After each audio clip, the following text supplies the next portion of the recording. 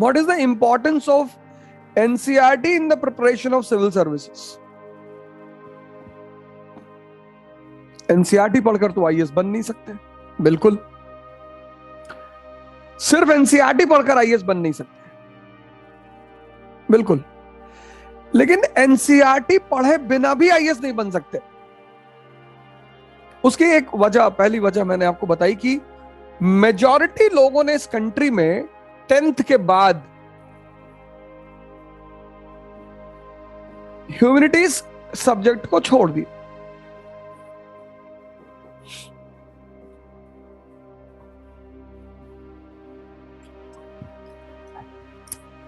Majority engineering, medical, professional degree, और अगर humanities subject को लिया भी तो उसके प्रति इस देश में कोई बहुत जागरूकता नहीं है, अवेयरनेस नहीं है, मोमेंटम नहीं है। तो ह्यूमैनिटीज का जो रेलेवेंसी है, ज्योग्राफी, हिस्ट्री, इकोनॉमी, पॉलिटी,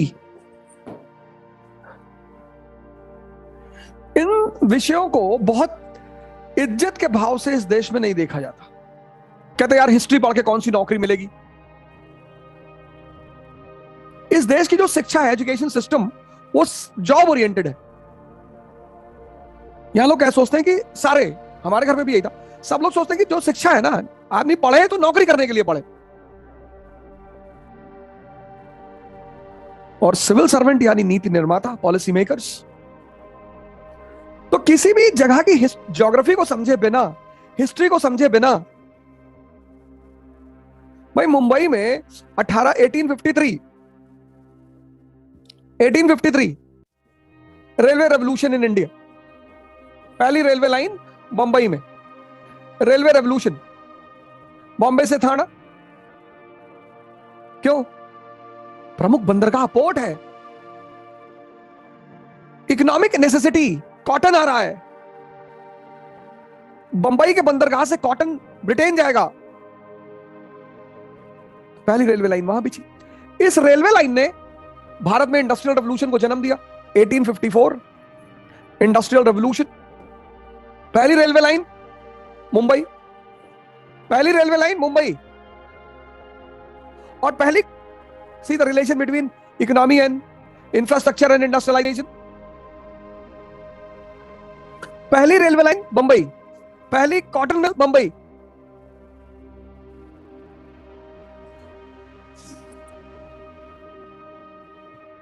और इस इंफ्रास्ट्रक्चर रेवोल्यूशन और इंडस्ट्रियल रेवोल्यूशन का परिणाम रहा 1885 INC, Indian national Congress.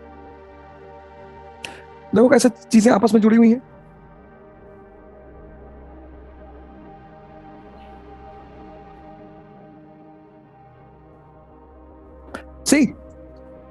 See how the things are interconnected. This connectivity of concepts is at the college level.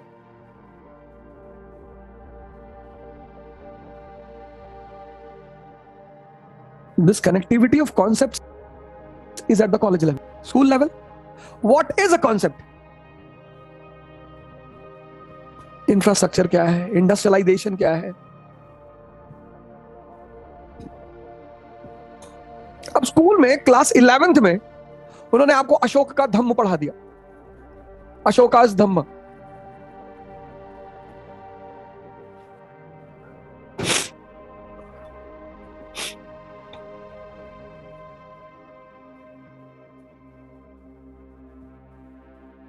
Eleventh में अशोकास धम्म। लेकिन जब तुम कॉलेज में पहुंचोगे ना, कॉलेज में तब तुम्हें पता चलेगा, तब तुम कनेक्ट करोगे कि यार India is a country of unity in diversity.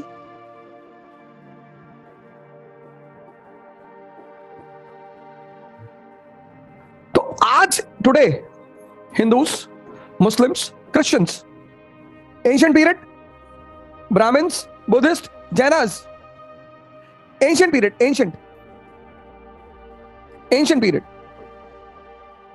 Tension in a family, tension in a society is an obstacle for the growth and development of the family and the society. तो कहते हैं ना, परिवार में बहुत तनाव है, घर में रह के पढ़ाई नहीं होती. Tension in a family and tension in a nation is obstacle for growth and development of a family and a nation. ये बात अशोक को पता है, तो वो धम्म की पॉलिसी लेकर आता है.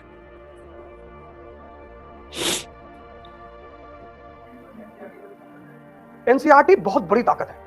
अगर तुम बेसिक्स तैयार कर ले जाओगे तो समझ लो तुम 50% आईएएस हो गए. गारंटी है मेरी, गारंटी. तुम तैयार करके एनसीईआरटी मुझसे मिलो और फिर तुम बताओ कि तुम कैसा फील कर रहे हो. मैंने क्या बताया पहले, डायग्राम इसीलिए मैंने बनाया कि तुम ऐसा नहीं कि नहीं पढ़े हो. तुमने 90% लोगों ने पीसीबी पीसीएम के बाहर सोचा ही नहीं. तुमने 10th के बाद ज्योग्राफी पढ़ी ही नहीं, हिस्ट्री पढ़ी नहीं, पॉलिटी पढ़ी नहीं, इकोनॉमी पढ़ी नहीं. तुमको उसको क्यों पढ़ना चाहिए ये पता ही नहीं. अब तुम आए हो यहां उसको पढ़ने, तो वो बेसिक फिर से शुरू करना पड़ेगा कि नहीं करना पड़ेगा? पड़ेगा.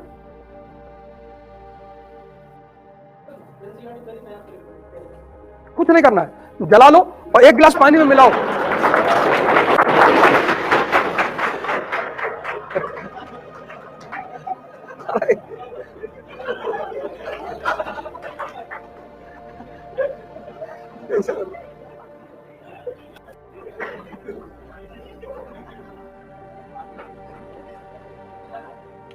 देखो, प्रत्येक सब्जेक्ट का जीवन में एक उपयोग है.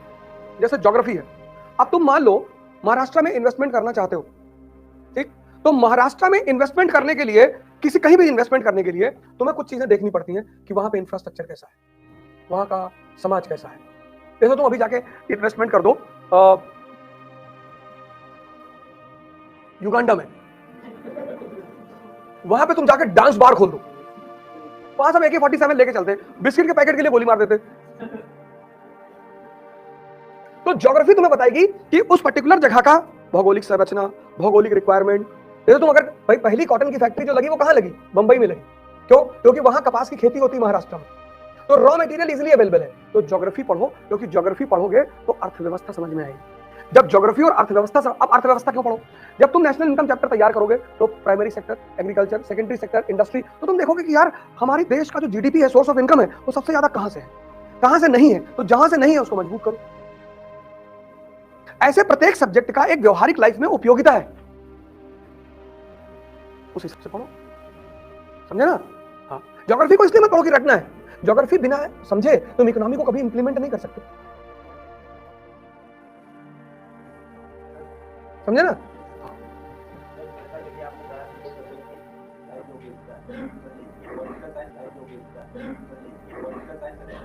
पॉलिटिकल साइंस की उपयोगिता यह है कि किसी भी देश को चलाने के लिए, जैसे मैकियावेली है, तुम अगर फ्रांस की क्रांति देखो तो फ्रांस की क्रांति लोगों ने नहीं किया, वहां के थिंकरों ने करवाया.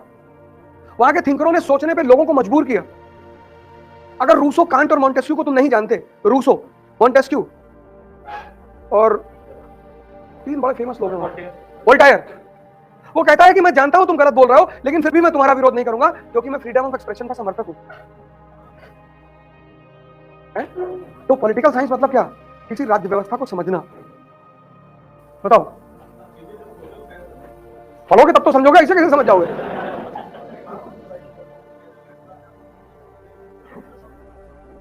नहीं, हर क्वेश्चन, हर टॉपिक का, जैसे 18वीं शताब्दी का भारत है, पहला चैप्टर एनसीईआरटी का, तो हर टॉपिक का केंद्र बिंदु है. सुन लो, बड़ा अच्छा क्वेश्चन है इनका. हर टॉपिक का केंद्र बिंदु है. जब तुम एनसीईआरटी खोलोगे कक्षा 12 की, पहला चैप्टर 18वीं शताब्दी का भारत, तो उसका केंद्र बिंदु है क्या है? मुगल साम्राज्य का पतन और विदेशी आक्रमण. तो तुम चैप्टर के ऊपर लिखो कि पतन की वजह. ठीक? अब पूरा चैप्टर जब खत्म हो जाए तो तुम्हारे सामने एक पिक्चर होनी चाहिए कि साहब सामाजिक स्थिति, आर्थिक स्थिति, राजनीतिक स्थिति और इन फैक्टरों की वजह से मुगल साम्राज्य कमजोर हुआ और ये उसके पतन के कारक बने. उसी केंद्र बिंदु से सवाल बनेगा. तो जब भी क्वेश्चन किसी टॉपिक पे आएगा तो उस टॉपिक के केंद्र बिंदु से आएगा. हर टॉपिक का केंद्र बिंदु होगा. उस केंद्र बिंदु को पता कर लो कि इस टॉपिक का केंद्र बिंदु क्या है, बस वहीं से क्वेश्चन फ्रेम होगा. तुम्हारा कमजोर मन है, तुमसे कोई कह देता है कि यार ज्योग्राफी ऑप्शनल खराब है, अच्छा तो भैया सोशियोलॉजी रख ले, सोशियोलॉजी. तुम 2 महीने बाद फिर सोशियोलॉजी छोड़ देते हो, फिर तुम इतने तुम डरे हुए हो, इतने डरे हुए हो, कोई भी तुमको डरा देगा।